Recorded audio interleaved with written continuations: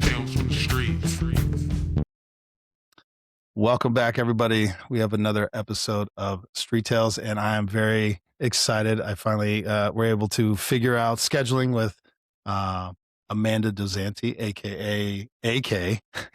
I just wanted to say that. Great nickname, or however you want to phrase it, for someone who's in the law enforcement profession. I love it. Yeah. I Well, absolutely it's love it. just, it's my initials, Amanda Yeah. K. So, I know it works. yeah. I'm very excited to get into this with you. We're going to talk about burnout prevention and recovery for first responders. And BJ is going to join us at some point. He's having technical difficulties, as we do. But with that being said, it's just kind of how we started. And I know we've talked a little bit offline, but how did you grow up? Where did you grow up? Like, with the intent being like, what got you into the realm of being a first responder? Well, the whole first responder public safety thing kind of happened by accident, but I grew up in southeastern Ohio, out in the hills, and I was just a little, I don't know, just a country girl, basically. Grew up, there was a gun behind every door in our house because the popo were not close. They weren't like just patrolling out in the middle of nowhere. And, you know, we had a wildlife, and my dad was a trapper by trade. So that was an interesting upbringing. And yeah, so I, when I was 19, I was in my undergrad and did some shadowing with undercover online investigations, and that was like my initial entry into law enforcement and the first responder world. Really? So it started for you. Were you a criminal justice major? Not initially. I went in like totally undecided, and I was like, yeah, I'll just take some classes. And I took one of those, I don't know, it was like an aptitude test or one of those things that kind of tells you like where your strengths are. My strengths were in service and legal. And so it kind of, I mean, that narrowed it down for me pretty quick, right? Yeah. And I very well could have gone the legal route, because when I want to be, I can argue and debate very well. But I try to hold that part of myself back a little bit, because I get a little too fired up. But ultimately it was shadowing that department, that, you know, that real life experience that got me into the realm and into the world of what it really looks like. Yeah. So let me ask you this, because a lot of people are like, oh, so you grew up with guns and stuff like that. And they think like, oh, that must be what got you into law enforcement. And I don't think that's the case, right? Guns is a part of it, the level of comfort. But you talked about service to others, and then legal. That's very. I know that to be true, but I guess I've never heard it broken down that way. Yeah. Oh, do you agree with the assessment? Like, I mean, was the service part, or, I mean, what fascinated you about that career path? So the service part for me, that's just like helping people, right? And I feel like that's just part of my nature. And the legal part, ever since I was a kid, have had a very strong sense of justice. There is a right and there is a wrong. And sometimes that's just my own opinion of what's right and wrong. And I fought hard for that when I was younger. So I completely agree with the assessment. And I think a lot of it just falls back on the values that I was given as a kid. My mom was a financial advisor, but it wasn't about money for her. It was about setting people up for security and longevity. And my dad, like I said, he was a trapper, so he helped out farmers and protected their livestock, but he was also a mechanic. And so he kept people's, so it wasn't for them about like the jobs. It was like the byproduct and the outcome of the job. Like you're Yeah. helping people. So that was always just instilled in me. That's so interesting. Financial advisor and trapper mechanic upbringing. I love it. I absolutely. That's what I'm Yeah. saying. Well, That's one of the parts I love about this. and my stepdad, because my parents divorced and then Mhm. my mom remarried, and my stepdad had his own business as an HVAC, plumbing, heating, cooling Great, business. great career. And, you know, anytime somebody, Pastor Bob calls and, Mhm. hey, the furnace is out at the church, it's 11 p.m. I'll be right there. It Yeah. and it was just that service mindset and the heart of somebody who's just ready and willing to help at any moment. This is not where we were going to take this first episode, but I don't know. I guess maybe because of what we were talking about a little bit beforehand, but Hmm. I think that's what's lost. And again, we'll move on from this very quickly, but I just kind of want to stay on it for a second. In the public mindset, the hatred towards law enforcement and the different factions of law enforcement, they forget that most people, men and women, get into it they want to. It's a noble profession, takes some bravery, but it's to serve their community, right? They Yeah. want to stop bad things from happening. But also, I mean, cop stuff, you do so much more than that, right? The mental health aspect where you're dealing with people who are in, different phases of mental, I'll just call it a breakdown for purposes of the show. And then also accidents that occur, injuries, right? Typically, cops are the first ones on the scene. Yeah. So it's not just going out and arresting bad guys all the time.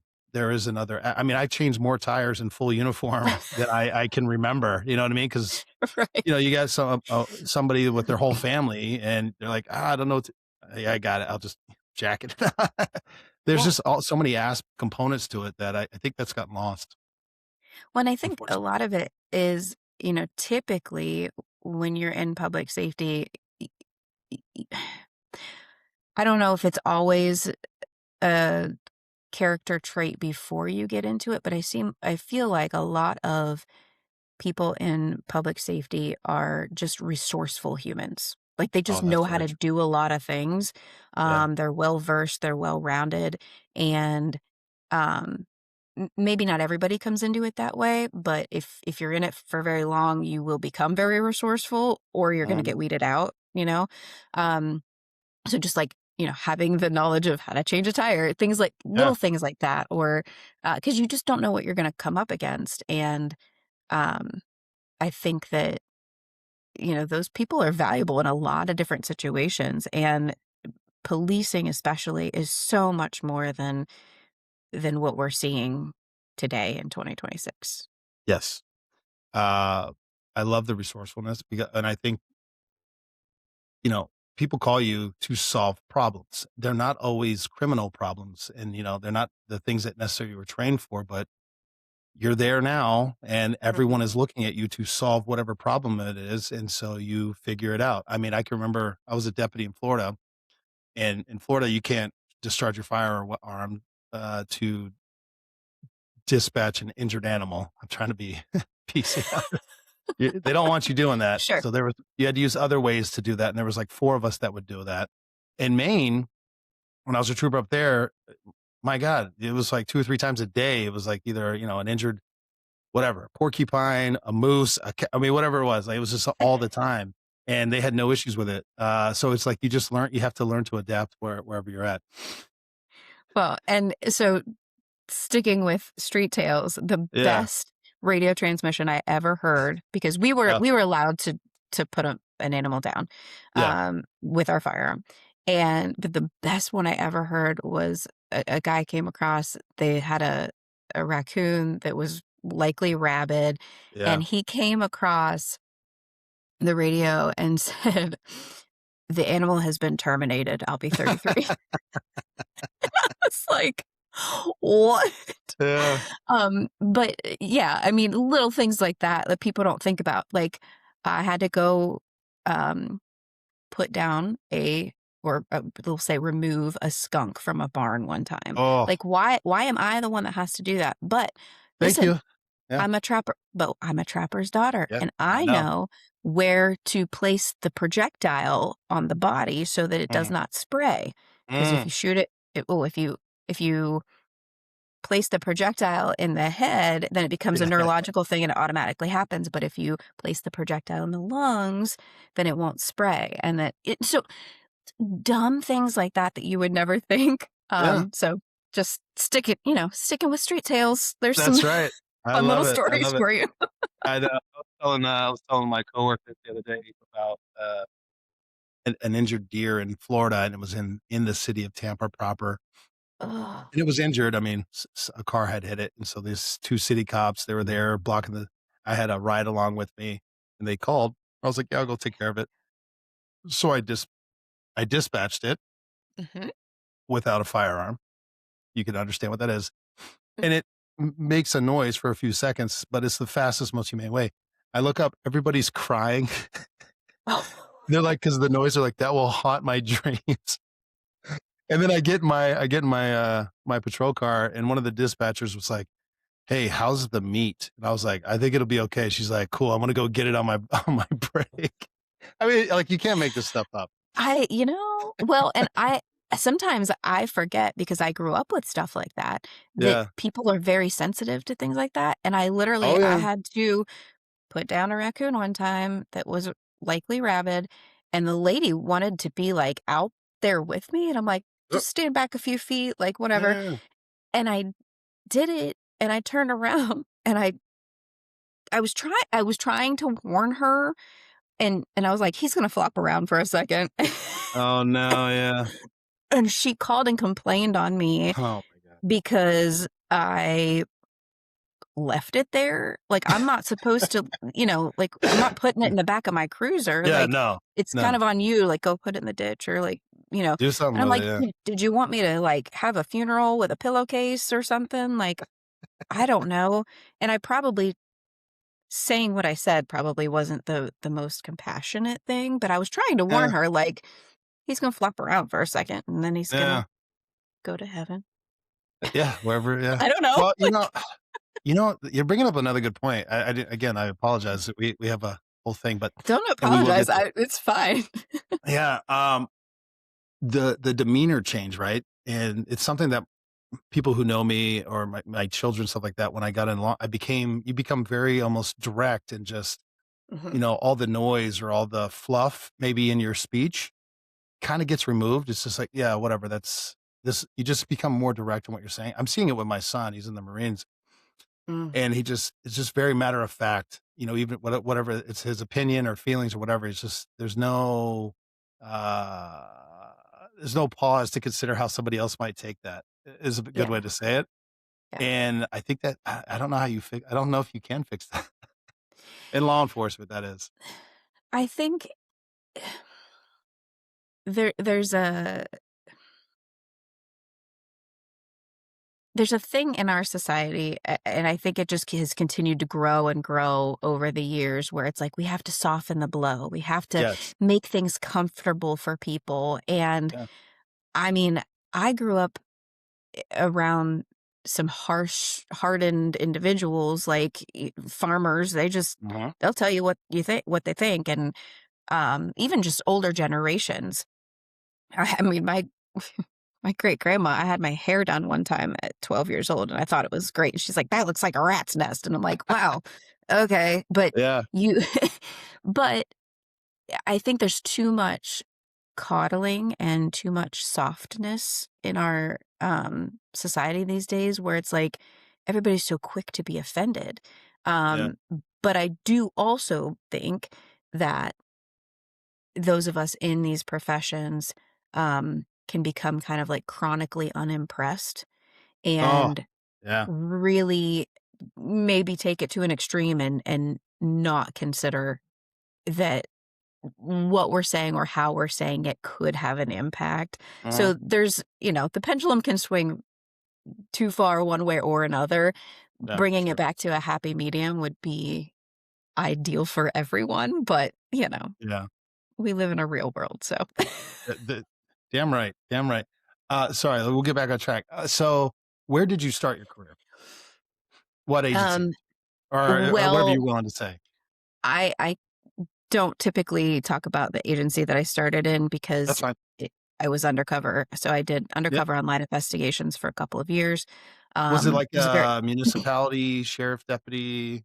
it was a village. It was a very small agency. Got it. And I think that was like really to their advantage with Mm. with the ICAC, Internet Crimes Against Children stuff. Yep, yep. Um, and so I was doing controlled phone calls and acting as the decoy, standing at Circle K, and then we actually used my uh, high school cheerleading photos, and Oh, no.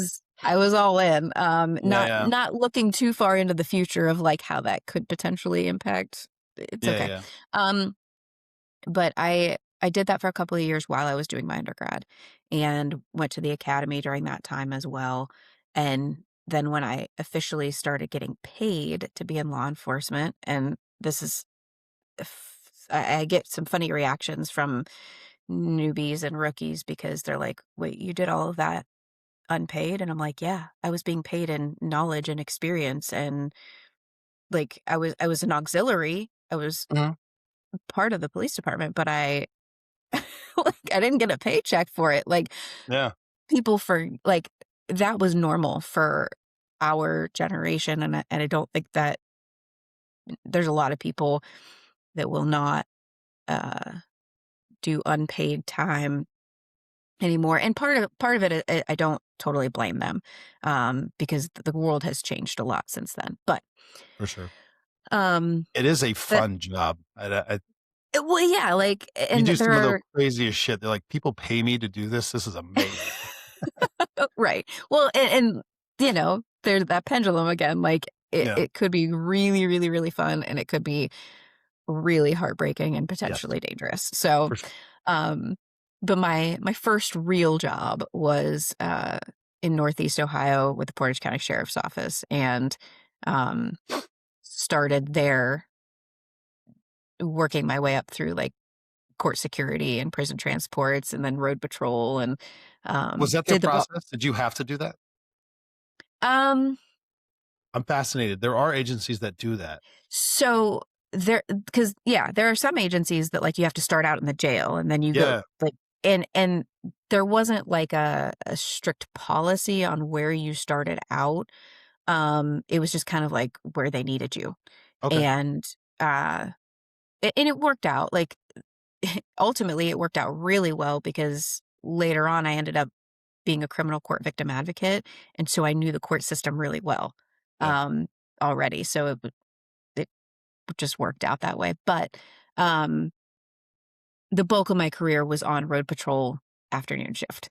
So high speed, low Ah, drag, the and Gucci squad. just Come on. yeah, it was black cars with yellow stripes. I felt like we were just like bumblebees, like floating around the county Yeah. because it was just we were always moving, and there Yeah. was 500 square miles and maybe 4 to 6 of us on shift at a time, and it For the was a whole lot of area? fun.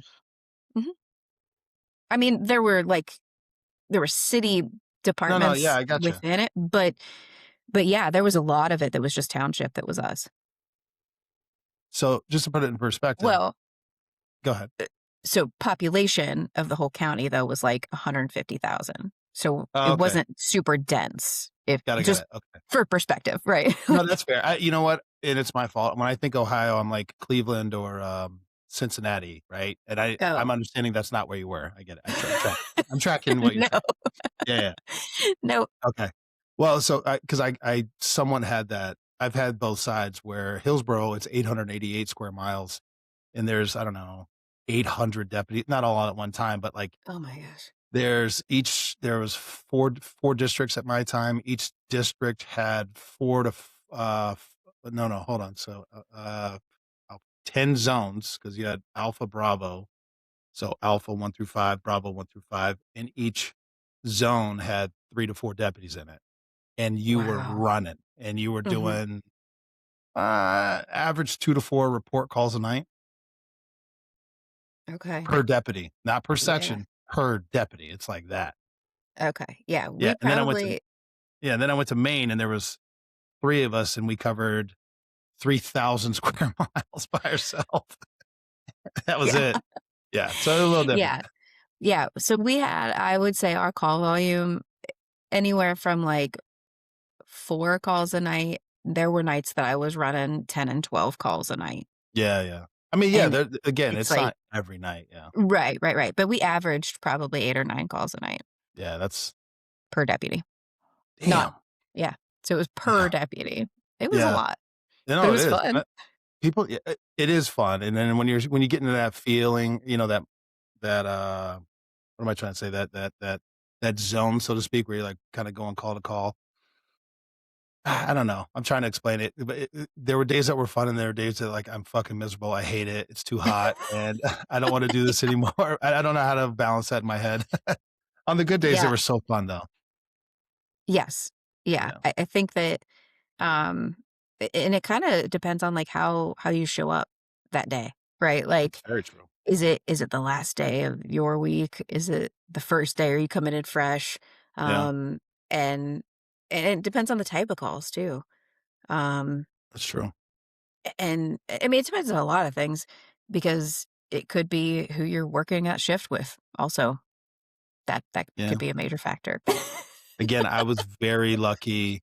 Most of my law enforcement career from the beginning, I always had at least 1 or 2 close zone Mm, mates, partners, office mates, depending on what agency I'm working for, and it makes the job so much easier. I'm like, I can't imagine being you know who I'm talking about. There's individuals that yeah. they're all alone. They don't want anyone to be around them. They're kind of grumpy, and I'm like, that would make the world very difficult, especially in that Yes. career. Oh God. Yeah. Well, because when you just when you do it long enough and you've had enough experience with different people on different calls, when that one guy keys up and you're like, things could be escalating, Hmm. but I might have it under control. And the one guy keys up and you're like, disregard, disregard, because you know that as soon as he shows up, like he's going to be like, You're gonna make it bad. Yeah. yeah, flashbang going off. Right. And then there's the guys that, you hear their unit number and you're like, oh, yep, come Thank on. God. Like you're my dude. Like, Yeah. let's get this like ironed out together. Um, because you've done it before and you Yeah. know how they operate and you trust them. And then there's the ones that you're like, I know they're not even going to key up to try to come my way. So it's Yeah. fine. Yeah. I got No. this. Yeah, and then on the flip side, you were just reminding me, there was just to show the dichotomy of how you could be perceived. There was a deputy. He would call all the time on the radio, like screaming, like there's just like the world has come apart. And it was such a boy who cried wolf. It got so bad, the Mm. lieutenant would say, "Show me en route, clear everybody else," because he's like, "What are you doing?" And it would Wow. never be anything crazy. It was never anything. Flip side of that, there was another guy, bad dude, just bad meaning like badass, like Yeah. SWAT guy. Like he was the one you're talking about. Like, oh, thank God he's here. Okay, Yeah. everyone's gonna be okay. He's here. He would get on the radio and go, "Hey, could you send me one other unit?" That's all he would say. 12 units would show up, and it's like he's mag lighting like 3 dogs biting him. He's got somebody at gunpoint. It's like shit has hit the fan. He's like, I just need like one other. I Yeah. need one set of hands. We're like, oh my God, but super calm on the radio. Yeah. Yeah. Yeah. So there's just I don't know how you. Anyway. Well, you get to know God. the personalities and that's important. I mean, Yeah. because then you can assess it from experience, from what you know. No, for sure.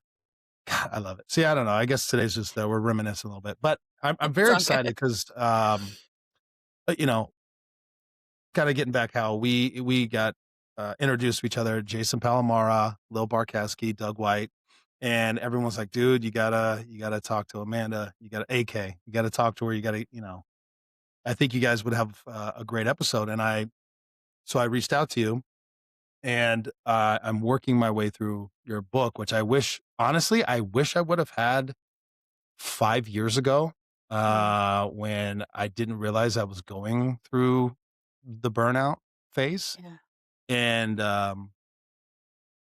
it's well done. But sorry, I'm jumping ahead because your career, you got out on your own because you Mhm. recognized you were changing, and I don't want to skip over that.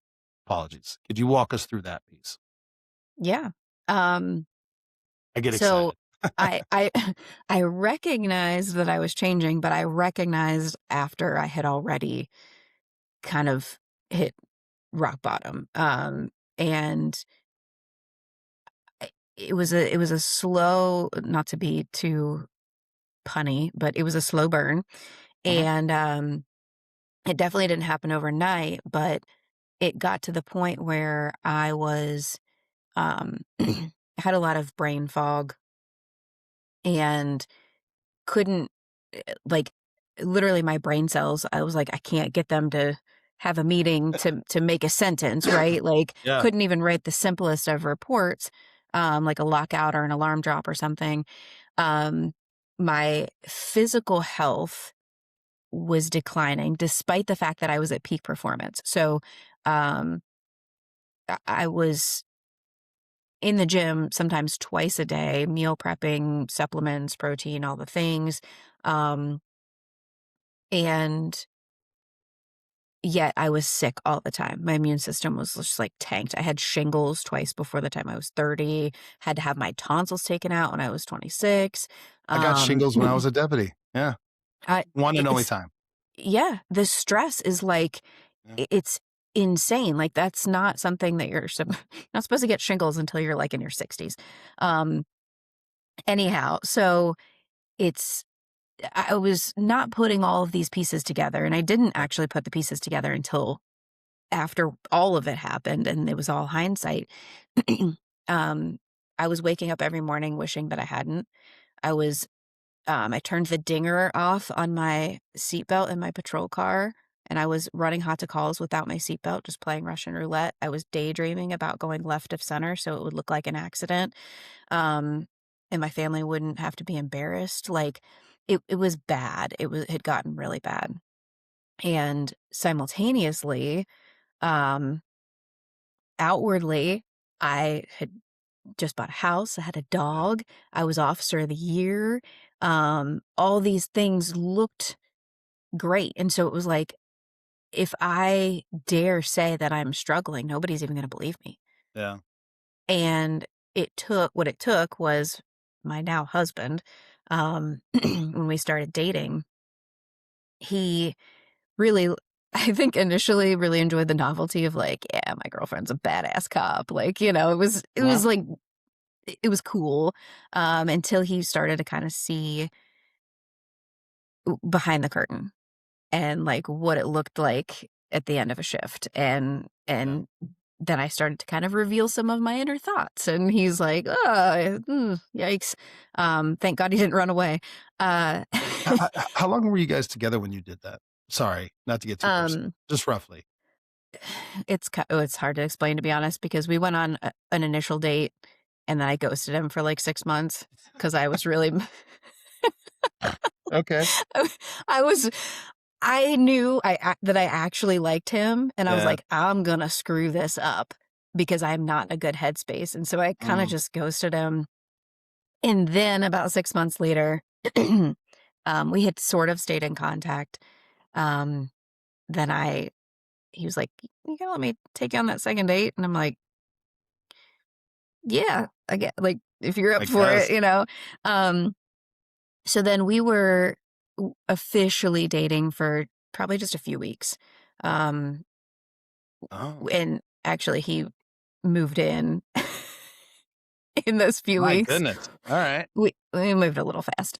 Well, sort of. We Yeah. kind of had like we had a buffer period Yeah. of ghosting, Yeah. and You're married and you have kids now, so obviously it was okay. yes, Yeah. yes, yeah. This year we'll be married 10 years this year. Let's Um, go. so anyhow, we went on a trip to Nashville, and on the way back, I kind of had like a panic attack thinking about going back to work the following day. Oh, interesting. Okay. Um, I didn't have to go back until 4 p.m. the following day, but Mhm. just the thought of putting my uniform back on for some reason was like eating at me. Mhm. So the next day I went into the doctor, actually for a sinus infection. And I sort of revealed to them like, hey, I'm also kind of suicidal. Mm. And It's one way to do it, yeah. I work in law enforcement, and they're like, take 2 weeks off, here's a prescription. And I was like, That was it? okay. Alright. So I took the 2 weeks off. I did not take the prescription. Um, and I got back in the car, and he had driven me there, and he's like, you don't have to do this. Like, it doesn't have to, you don't, if it's that Yeah. bad, like, you could do something else. And I'm like, really? Like, it never occurred to me that, Yeah. like, because I think when you take an oath and you take that seriously, Mhm. it's kind of like you're married to it. Like, it's like you're taking a vow to be together forever and ever. Amen. And, um, it never occurred to me that I could pick another job and, Yeah, you no. know, so, yeah, I took my 2 weeks, and at in the middle of my 2 weeks, I put in my 2 week notice. Um, How long have you been and on at that point? um, so that was 2015, about 8 years. That's well, no, I'm trying to explain, like, that is a big fucking deal Yeah. because I can't tell you, the bond 8 years, like, you're right that you're kind of a senior, almost, you know what I mean? You get what I'm saying. You're experienced, you have, bonds with people that you work with, you've done a few things in your career, especially if you were officer of the year, and also you're kind of invested, right? And Mhm. financially, like, that's your retirement, your pension, your health insurance, Oh, like, yeah. this is my career. It's not again, I'm not knocking anybody who stays, this is not a knock on anything, but at the 8 to 10 year mark, it's like, this is what I'm doing. I have no other options because if I leave, then I've wasted my time. You see what I'm saying? Like, I get the mind Yeah. space, Yeah. and so I know how hard that must have been at that time. I get it. Yeah. It was it was a lot of prayer, a lot Yeah. of, uh, sitting around, reflecting, thinking, but I can tell you that when I came home from having the meeting with my sergeant and my major, I felt like I actually had breath in my lungs, Mm. and I knew at that moment that I had made the right decision. Man, that's so interesting because clearly it was affecting you obviously in a very negative way, but you were good at it, clearly, right? Yeah. Officer of the year, I'm just using those things, knowing nothing else. Um, but you recognize it in yourself. It's like, no, this is just it's not for me. Well, and it It's wasn't just the awesome. job. It No, I wasn't get it. No, just I the job. understand. It was, I had a lot of things had a lot of things in my upbringing that I didn't Mhm. recognize that were trauma, but I didn't know what that was. I didn't have any context for Yeah, that. So I had a lot of unresolved stuff that built up over the yeah, years. I didn't recognize how being in um, internet crimes against children investigations at 19 years old, how that would affect me. yeah. I Didn't. was gonna gloss over that, but that's a lot. I wasn't gonna. Um, Yeah, that's pretty hardcore. I didn't, and so it was really a buildup of a lot of different things. Um, but recognizing in that moment of like, I have choices, I have Yeah, options. And in that clarity that I felt immediately after, it didn't stay that way. I had yeah, lots of doubts. I had lots of moments where I was like, I just need to go back. I went back as a special deputy. I took another auxiliary position to like hold on to that identity, right? Like, yeah, because it was hard to give yeah. that up. Um, I had my nervous system kind of like collapsed after I left, and I turned into Rumpelstiltskin, and I slept for like 18 hours a day every day for a month. Because completely involuntarily. I was so angry about it. Um, but that was my nervous system being like, rest. Like Yeah. you've been going too hard. Like you need to cool your jets. Yeah. Um, but in my head, I went, I just gave up my purpose in life. Mm. I must be depressed. I need to go back. Like that was Oh, I see. Okay. Yeah. like I was Yeah. like my identity is gone. And Yeah. so I equated what my body was going through with the fact that I had just given up my purpose in life. Mhm. Not at all the case. I now know how the nervous system works and that was all just a biological kind of like restraint collapse, because I'd been holding it together for so long and my body finally had a chance to catch up. Mhm. um, but and that's an important thing I think for the listeners to know too, because so many people go through that and they think that they're super depressed because they've left the job, and really it's just your nervous system catching up. And so if you choose to leave the job, not that I'm telling people to jump ship, but if you choose to leave, don't let that don't let your nervous system fool you. Yeah. Give it 6 months. Give it a little bit of time for everything to kind of like balance out and um, sort of recalibrate a new baseline, because it's very deceiving when you go through. And I've worked with tons of people through my coaching, who have experienced that, and they're like, I'm so glad that you're Mhm. like explaining this because now it makes sense. Um, but yeah, it was not an easy decision by No, any no. means. And I wanna get into kinda like how you got to the level where you're at now, where you have learned so much, but one of the things that I'm trying to formulate or articulate, and I'm still working through it, is a lot of times when, and I know more about cops than other first responder stuff, but we're trying to expand to everyone in the field, so to speak.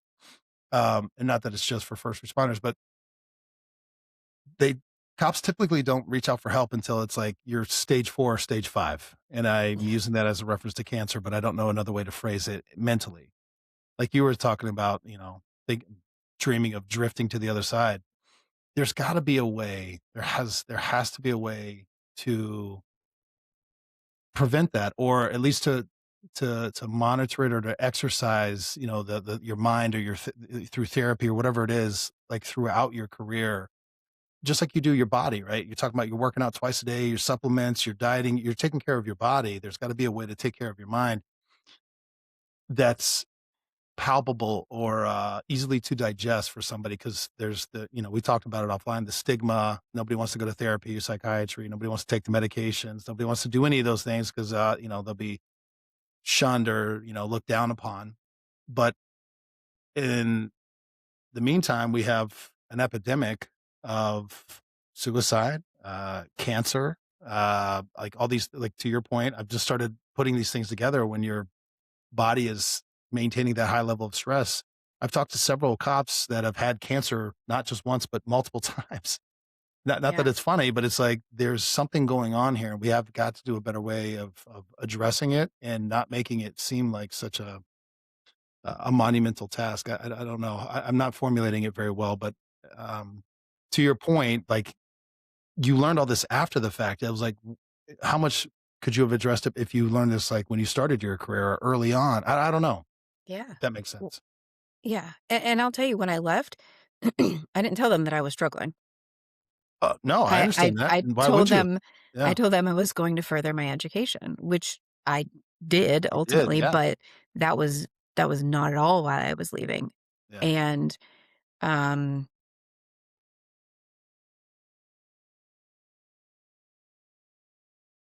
it there's so many different directions I could go with this, but yeah. No, I'll say this, it's the reason why I focus on burnout so much is yeah, because if you look at the 12 stages of burnout, the final stage of burnout is not wanting to be in your own life anymore.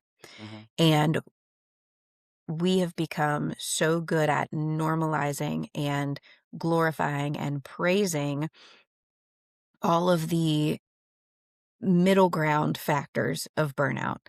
The emotional numbness gets mistaken for stoic professionalism. Yep. Um, the short fuse sarcasm, cynicism feels really justified because we live in this world that hates us. Yep. Um, we are constantly needing more stimulation, coffee, adrenaline, scrolling. We become addicted to our own stress hormones, the adrenaline and the cortisol. And I talk about that in Beat the Burnout, the frontline service attachment. We don't Yeah. understand what we're doing to ourselves biologically. Um, Sleep is not restorative because we're not actually getting into sleep. And one of the biggest issues for first responders is alcohol. And so we think, oh, I'll just have a little nightcap. It'll help me get to sleep. Well, yes, it helps you get to sleep because it's a sedative. It does not let you get into REM sleep, which is Yeah. restorative. It doesn't essentially, REM sleep takes out the debris of the day, it takes out the trash at night to allow the actual meaningful things that you want to retain to take hold in your brain. Yeah. Um, the loss of patience at home, but being able to hold it together at work, it's just culturally accepted. Nobody thinks anything about it. And because most first responders are high functioning people, we don't recognize burnout, but high functioning burnout is still burnout. You're still dealing with the exhaustion, the cynicism, and the loss of purpose, Yeah. whether or not you're still functioning. Well, I like how you phrased it in, I believe it was in your book. Burnout is the predictable response to chronic stress. It's not weakness. It's not like, well, I don't know. We've all old heads. Suck it up. That's why you get paid every 2 weeks or whatever it is that it doesn't matter what you're going through either. I'm on my fourth divorce and my kids don't talk to me. That's part of the job. I mean, I've literally heard Right. that interaction more than once, Yeah. occur. And it's like, I don't know what it is and why there's just that you talked about the stoicism, but it's like there's something wrong. It's not weakness. I need to fix it. Yeah. And, And it's you know, predictable to your point. when we normalize that Yeah. stuff, you're essentially saying you're essentially putting a price or a paycheck on taking Mhm. years off of your life.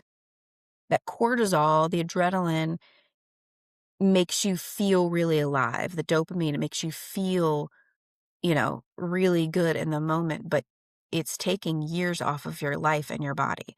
Yeah. Are you really able to put a price on that? Is that paycheck really worth it? What's the legacy you're leaving behind? Yeah. Yeah, and those are really hard questions. They make people really Uh, uncomfortable. I've talked about it, and myself because like I've had a reset in my careers a few times, but it was really hard for me to disconnect the two. Like I'm doing something good, at my job, it's a good job. I'm doing something positive. It makes me I'm a good person and I'm doing it Yes. for the right reasons because I'm taking care of my family. Even though on the back end, I'm an asshole and my kids don't like talking to me anymore and they're pulling away from me. It was hard for me to rationalize that. And again, I'm lucky I was able to fix that before it went too far. I've heard the other side of that where unfortunately that might not be the case. But I kind of want to just tie in because I love the way you phrase things, but the identity fusion with the job and its cost, that Mm. concept, and there's I took some pieces out, but could you elaborate on that? Because that spoke to me personally. Which The where your identity is the job, but then oh, how it costs you on the whether your friends, family, or sometimes, there's the other side where it's very hard to stay in a relationship. There's a lot of lonely first responders. yeah. Well, so That's the how I took it. interesting Sorry. thing, and I'm gonna nerd out for a second. Do it. Bessel van der Kolk, the author of The Body Keeps the Score, talks about how the essence of trauma is the loss of identity. So if we are experiencing trauma or we work in a trauma-rich environment, whether we understand trauma or not, whether we identify it or not, it's there, it's real. Um, if we experience that, we essentially are losing our identity. So doesn't it make sense that we would just adopt the identity via our SOP and uniform. Duh. Um, Yeah. and now I am this thing. So it's not just I do this thing, it's I am this thing. I Yeah. am a cop, right? And society really reinforces this because whether you're in uniform or not, you're a cop. If you're at a birthday party, you're the cop, right? Like it's Yep. just That's very true. it's who you are. And Mhm. so it's of course we fall into that. But when you look at the entirety of your life, it is a sliver of who you are. Yeah. And so we take that one sliver and we expand it and make it the umbrella over everything in our lives. So now we're coming home and we're treating our family like people on the street. Now we're making sure that we're hyper vigilant everywhere. We think that, you know, even if you felt comfortable having your back to the door at a restaurant, you wouldn't dare do it because if somebody else walked in and saw you doing it, they're going to think you're being a bad cop. Mhm. It's, you know, and so Mhm. It's true. sometimes we do these things not out of our own urges, but out of what we're told is expected of us, right? So it kind of becomes this. I'm really going to nerd out here. Our own confirmation bias Yeah. of um, how we see things becomes our own self-fulfilling prophecy. So Yeah. stick with me on this. No, I'm on So it. Yeah. yeah. So if we create our own filter and how we see and perceive the world, Mhm. and so then we act in accordance with that. And if we then act in accordance with that, all of these other byproducts that are not desirable byproducts, the divorce, the alcoholism, the loss of connection, the whatever else, you name it, right? Health issues, burnout, all of that stuff becomes our own self-fulfilling prophecy because we're feeding into it with our own actions and our own beliefs because Mhm. we've created this echo chamber based on this little sliver of our lives. Whereas if we saw the job as a job Mhm. and not our entire identity, we would be able to disconnect from it more. So it's not a matter of disconnecting or decoupling from the job altogether, but it's a matter of can you be in another place and time without that being your identity? Can you connect with your family? Can you go to a church service and sit there? Can you go hang out with your buddies at the bowling alley and not be the cop, Mhm. right? And sometimes that's on you because we're like, well, everybody sees me that way. Well, we teach people how to treat us. And if you say, hey guys, listen, that's my job. I'm not at work right now. I don't want to talk about it. I don't want to think Mhm. about it. Right now, I'm just Joe or whatever your name is. Whatever. So there's like 4 different rabbit holes I could go down, but that, you know, No, no, I love it. I think when we initially talked, we talked about chasing rabbits and Oh, here we yeah. are. So No, no, no. That was, well, so well said. I've used that same type of thought process on a smaller scale, and I'll just give you the example. So my ex-wife, and sometimes I was an asshole, but one of the things I used to say, I was like, if you filter everything I say and do through he's an asshole, then there's nothing I can ever do. Because even when I'm not trying to be an asshole, the way you're responding, I'm like, I'm not doing anything. I'm trying to not be an asshole right now, but you've already set this filter up. So yeah. to hear the way you phrase it, that's what I was like, oh my God, I've literally had this conversation in a smaller capacity. But yeah, it makes sense. Well, and because we set up our own expectations and we see Yeah. what we want to see out of life.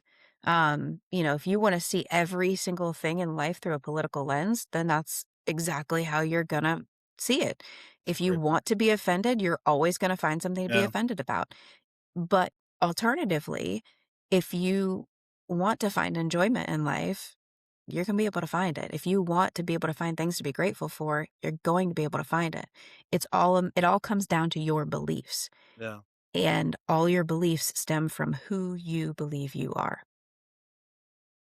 I want to get into the recovery. I got one more topic though. I'm loving it. I appreciate your time. I'm so glad we made this happen. But there's a couple things you talk about: emotional numbness, Mhm, irritability, and withdrawal. mhm. Can you explain what that looks like? I know what it means, but I guess expand on that. Um, so irritability, just having that short fuse, right? Mhm. Not being able to tolerate life, Yeah. not being able to tolerate other people's excitement, right? Goes back to that chronically unimpressed. Yes, that's what I was. Yeah. Where it's like Okay. you can't even enjoy the good things that are happening. Yeah. Like I'm speaking for myself. Like yeah, if your you kids are can't let excited, you're like you're yourself being be in, irritating. Yeah. yeah, you can't let yourself be in the moment. Yeah. Um, Emotionally numbing is really just, um, the people that they're like, "Well, I don't have any expectations because if I expect something, I'm just gonna get disappointed." So you just stay right at this baseline, but that is not human. We have we have emotions, which are just data and evidence from the body, and they ebb and they flow, and Yeah. that is okay. Um, there's a time and a place for the stoicism. There's a time and a place to be, um, I don't want to say emotionally shut down, but emotionally stoic is appropriate. Um, but there's if you don't have the ability to turn that off and actually connect, Mhm. then that's kind of a problem. Yeah. That means that you're checked out, you're dissociated, um, and what was it, the withdrawal and Yes. the isolation. Um, so what we tend to do is, and this all of those things come down from the cynicism part of burnout. And cynicism really is just a psychological distancing from something that we don't like, don't understand, sometimes something that we do want, but we don't believe that we have the ability to achieve it, right? Like, Yep. I wouldn't want a million, wouldn't know what to do with $1 million anyway. Yeah. Um, okay. But it comes out in sarcasm and skepticism and mistrust. And that causes us to put distance between ourselves and other things. And then we become isolated and we become very insular. And I don't. I don't trust the outside world. Then it's, I don't trust the guys I work with. Then it's, I don't even trust my own family members if they're not in my household. And then Yeah. you start to look at the people in your household and you're like, can I Mhm. even trust them? Then you start to look in the mirror, and that's where things get really dangerous. And you're like, I don't Yeah. even know if I can trust myself. And that is a very scary place to be. Um, but that is why I focus so hard on this middle ground of burnout, catching these guys where these things are starting to slip before there's a landslide. Because once there's a landslide, it is very hard to climb your way back up. So if we can start to get your footing while you're just kind of barely slipping and start to notice where these things are going.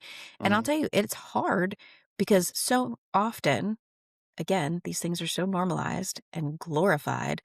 Um, People look at you and if they have not experienced it, they go, yeah, okay, sure. And they look at you like deer in the headlights, like whatever. It's really hard to talk to academies because they don't know what they don't know. I was And gonna. they seriously completely discount it, and I'm like, "Come back to me in 10 years." So Unfortunately. I, Like I want to get to some of the recovery stuff, but I was going to ask you this, so I'm just going to ask you now yeah. because I've always thought, and you're the second person. I was like, I wish we could talk about this in the academy, and they would know. And you're now the second person. It's like they don't know, and they dismiss you because they have no idea what you're talking about. And I'm like, Yep. yeah, but if you wait for 10, 15 years, they're already crotchety and they don't want to know. They're like, yeah, that's the problem. We're trying to figure that out. So, So so your opinion, I'm sorry. yeah, no, so, rookies and cadets think that they're immune. Yeah. Hasn't As happened. did I, right? Yeah. We all do. We all think that we're immune to it. We all think that we're invincible and that we're just going to push through. And what the hell are you talking about, lady? Mhm. Um, I will tell you. So I have, because I've spoken to rooms of rookies, and it's like, they're a tough crowd. Mhm. Um, the people that I have the most response from are the ones who are in middle management, and they're feeling the pressure, and they're like, "Oh my god, you make so much sense. Yeah. Where were you 10 years ago? Oh my gosh." And they're, I've had people who have been on for 33 years. I've had chiefs, I've had sheriffs, I've had people who have had decades on come up to me after my presentations and just look at me with tears in their eyes and say, "Thank you, because you made it make sense. And Yeah. I don't feel broken. And now I feel like I have some things I can actually do to act as a pressure valve." Um, and they are still they're still a tough crowd. Like, Oh, yeah. Oh, yeah. but what I have learned, because that societal pressure, that peer pressure is real, is that even if they're sitting there and they're either squirming, or maybe they're trying to distract themselves because it's making them uncomfortable. Yeah. Um, I have to trust what I know, because when I get the reviews back and they are writing things down where nobody's going to see it or hear it, they're like, "This is phenomenal information, blah, blah, blah." And so they were paying attention. They were listening. They were, some of them taking notes, and I just thought they were like scrolling on their phone. Um, but it, they don't want to appear to anybody else like they're actually listening, because that might indicate to somebody else that they're burning out and that they're having a hard time. Isn't that wild? Oh, no, Like, 1, yes. 2, that's me, or was me. I didn't know it though. See, for me, it was I went through the process of I didn't know what was happening. My world was falling apart.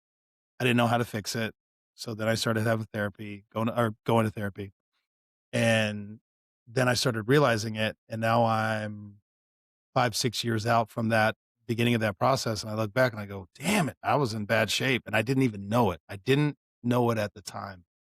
yeah. Um, and again, not to sound cliche, but I've told my kid, I was like, it's hard for me now to even recognize who that person was. I think I talked about it. It was like there was a That's good though. That means there's a no, lot of yeah. transformation that's happened. Oh, yeah. I think there was The Office, I can't remember. There was a thing where he goes, "I don't recognize that person. That was a totally different person," but he's referred to like 30 minutes ago when he did something shitty. Anyway, I That's feel perfect. that way because 'cause I'm like, I can't believe I used to say or do that. Because sometimes my kids will be like, "Dad, you remember you used to say this all the time?" And I go, "That's horrifying. I said that to you?" "Oh, yeah, a lot." I was I'm so Yeah. sorry. I'm glad you don't feel that way today. I mean, Yeah. it Well, just, not to get too personal, but it's a process, I guess. but Scary. good for you for recognizing it. And, when you have those moments of reflection and you look back on your old self and you cringe, that means you've grown. That means you've evolved. That means you recognized it and you did something about it. Yeah, Um, it's the people who never change that is concerning, right? Like the people yeah, who refuse to see their own blind spots. Um, but it's most people think that burnout is like this major crash and burn dumpster fire situation, and truly it's a slow erosion, which is why most people don't recognize it, which is why I wrote my book, because I'm like, how else are you going to know, right? Like it is just this slow drip over time where you just lose pieces of your humanness, and you start to maybe lose your edge a little bit, and then we think we just have to work harder, and really that's what then works against you. It's no, what you really need is restoration and a posture shift. it's so good. I wanna be respectful of your time. I I'm could talk to good. you for I'm hours. good. No, no, I appreciate it. Not to minimize your book or what you do or to give too much away, but could you give a few points on recognizing some of the signs of burnout, and then I do really wanna spend a little bit of time on the recovery phase, but is there a way for you to transition from recognizing these signs, and then we'll get into s I I'm hesitant to say fix them, but address them, I guess, is the best way to phrase that. Yeah. Um, Doesn't have to be all of them. when you break it down, Yeah. it's the just to keep it simple, it's the exhaustion, mental, physical, emotional, and then what I call even like a soul fatigue. Mhm. And without even knowing the definition, I everybody understand it. understands I that, feel it, right? yeah, yeah. Um, and so it's the exhaustion, the cynicism that we talked about, that skepticism, the mistrust, the sarcasm, and the chronically unimpressed. And then that the last one is a fancy way of saying it is a low sense of self-efficacy, which really is just feeling like you're not making a difference anymore, feeling like you're not making an impact anymore, kind of losing your purpose, losing your spark. Mhm. And that becomes a dangerous place to be, because when you look at all three of them, they all feed each one of them feeds into the other two. Yeah. And then it just becomes like this shitstorm. Um, so, but when you're looking at it, and we already touched on a lot of them, but that irritability, Yeah. um, the physical things, chronic headaches, muscle tension, unexplained physical issues, um, See, I just got the, fat. the That was me. I was fatty. well, but a lot of times we don't recognize that we're like marinating in our own cortisol, Yeah. and all day long, you have an adrenaline dump, and you're still pumping out stress hormones for the next minimum 2 hours. Well, what are the chances that in that next 2 hours you're going to have another adrenaline dump? Pretty high. Probably pretty high. And Yeah. so your whole shift, that's happening, and then Yeah. you do it every day, and we don't recognize how it's wreaking havoc on our bodies. And it could be sustainable with the proper care and recovery. Mhm. But we often don't do that because we No. come home and the grass needs mowed and the kids need to go to baseball and we got to do the dishes and the laundry and homework, Oh, and somewhere in there I got to work out and all these things. And life just kind of walks away with you and you're oh, like yeah. trying to catch up. Um, so usually it's not about implementing more things, it's about taking some things away. Yeah. And one major one is scrolling. Oh, the phones, yeah. How many people? I mean, people are always on their phones constantly, and it leads to being sedentary. It leads to being not present with the people around you. It the isolation, which is further contributes to the burnout. Um, and then you really start to let these beliefs sink in, the self doubt, and um that starts to chip away at your identity, and all of those things really start to chip away at your humanity and your Yeah. ability to just pay attention to what matters.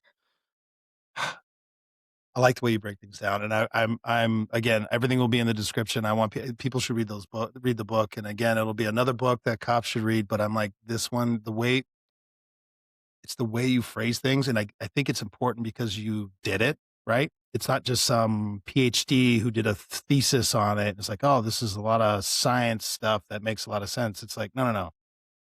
This is what I went through. This is what I've learned. This is how to recognize it." So,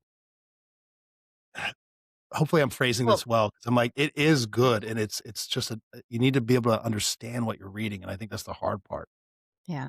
Well, and I sometimes. appreciate that because, by the way, it was not written with ChatGPT. That is something that drives me up an absolute wall. But no, But people do that I or spent. say that you did that. I don't yeah, I know what you're Oh saying, no, but there's no other way to do it. just because people do that because it Oh, sounds flowery, but there's no substance to it. yeah, no, I spent I yeah. spent so much time looking at my own experiences, looking at the research, there's over 100 references and sources in the back. Um, so much time looking at all of these things and then synthesizing them down to make them make sense. And then Yeah. even the structure of the book and how I put it together, the very beginning is very simple terms, very basic stuff on purpose, because as Doug White would say, when you're burned out, brain not work so good. and Yeah. and it's true, because you have Yeah. like this cognitive decline Mhm. where you just can't get up into your rational, logical prefrontal cortex, and because you're operating in survival mode. And as the book goes on, and if you're, I don't know what part you're in right now, but you'll start to see that there's more nuance added. The Mhm. language becomes more complex. The concepts become more complex. And then you start to get into places that you didn't even know existed, or didn't even really have the capacity to think about. So as the book goes, you're building capacity for more and more. And I, again, that's just me nerding out, but I put so much care and thought into it. Um, and I hope that that is reflected when people read it. Yes, you give a shit, is the way that I'll phrase that. Yes, And I people, do. you can tell. I know people don't read books anymore. I've talked to a few authors, fiction and nonfiction. They're like, it is. He goes, writing a book right now is so fucking hard because nobody cares, nobody wants to read it. But it's the amount of effort you put in, and for those who actually do, it's like you can tell when you. I love reading books. I have physical books in my hand. That's what I do. And you can tell when somebody's just kind of phoning it in or something like that, as opposed to like they actually are, they give a shit about what they're trying to say. And for those who are out there, type, uh, write me a 60 to 80,000 word book on ChatGPT. It's going to be bullshit. You could try it. I could tell you it doesn't work. I use ChatGPT for like white papers and stuff like that. And I always have to like go back through and anyway, I'm sorry. Yeah. It's funny you said that. I was like, anyway, no way those No, books are good. because I've read a couple. People have sent me their books, and I've read a couple, and I'm like, this is clearly AI. Like, oh Oh, really? Lord, Like that? yes, yes, Ooh, um, okay. yeah, it's cringy, but Yeah, people I, could tell. It's not there yet. yeah, but Yeah, um, but speaking of how people don't read anymore, yeah, my Audible is actually done. I'm waiting on the support from the software people to help me adjust a couple of things, and it'll be yeah. out very, very soon on Audible. So I'm excited Did about you do that. the audio yourself? I did, and I added so much good Ah, stuff in there. I'm so excited. So at the end of every chapter is like an additional wrap up, and it's just my candid thoughts after rereading it. it's Um, awesome. and then I did I haven't said anything yet about what it is, but I'm happy to reveal that now. At the very beginning, I did an ode to the late great Paul Harvey, and it is called "If I Were Burnout," and it is so Ooh, good. all right. It's so good. Drop it. I love it. Yeah, You know what? That's such a good idea. Do people do that for their audiobook stuff? I don't know. I mean, You know what? Fuck it. Who cares? You did, and I like there's it. Yeah, there's people who like will insert kind of just like some candid thoughts at the end of a yeah. chapter and stuff. So that's not new or unique, but no, I really just wanted to. I love Paul Harvey, and I a few months ago wrote this piece, and I was Yeah. like, this is so good, but I don't know what to do with it. Like, do Mm, I just put it on YouTube? I don't know. No, now it has a place. It has a, yeah. yeah. So Well done. Awesome. See, that's what I'm saying. I love it. Just push it and just go for it. All right. Again, I respect your time, but I'll lay them out. We can kind of touch on them because I feel like we've been talking about the recovery stuff or the addressing them, and I don't want to leave anybody hanging. I have it broken down, and you can correct the stabilization where you have it broken up like sleep regulation, immediate support, the rebuild phase, peer support, counseling, movement, nutrition.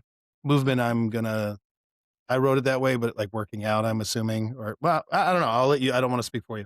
And then lastly is the sustain phase, identity beyond the job and long-term habits, which I feel like you've kind of alluded to, but can you want to address those in any way? I didn't want to speak for you, put words in your mouth.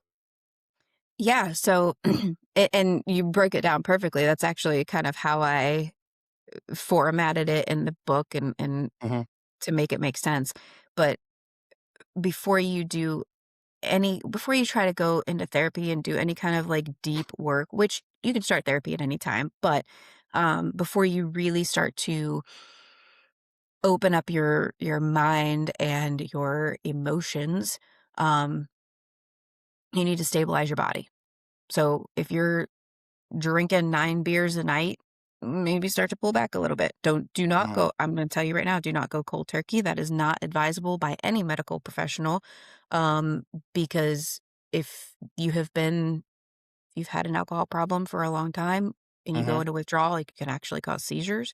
Um, it's not an excuse to keep drinking, but it's, but mhm, maybe back off of it a little bit, drink some more water.